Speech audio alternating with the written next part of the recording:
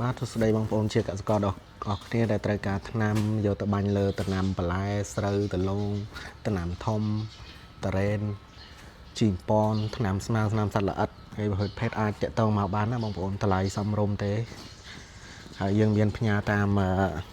វិរៈបុណ្យធម្មដែរអ្នកដែលនៅឆ្ងាយណាគឺយើងមានច្រើនបងប្អូនអាចមករកបានទឹកជីគ្រាប់ថ្នាំស្មៅអានេះថ្នាំស្មៅចេះប្រភេទចេះជ្រាបបងប្អូនដែលមានចការធំអាចរកបានមួយកណ្ដុងតែ180000ទេបងប្អូន18លីត្រហើយនេះគឺជាប្រភេទថ្នាំដលងគឺបាញ់ពីលើដលងណាបងប្អូននៅពេលដែលបងប្អូនដាំបានអាយុដលងចាប់ពី10ថ្ងៃទៅ1ខែដលងយើងអាចតន់រុកជើងប្រភេទថ្នាំចេះជ្រាបបានទេបងប្អូនប្រើអាដបនឹងបានមួយដបនឹង1លីត្របាញ់បានមួយហាត់ហើយងាប់ស្អាតណាបងប្អូនហើយនេះគឺជាប្រភេទថ្នាំជ្រាបបងប្អូនត្រូវការគឺយើងមានច្រើនណាបងប្អូន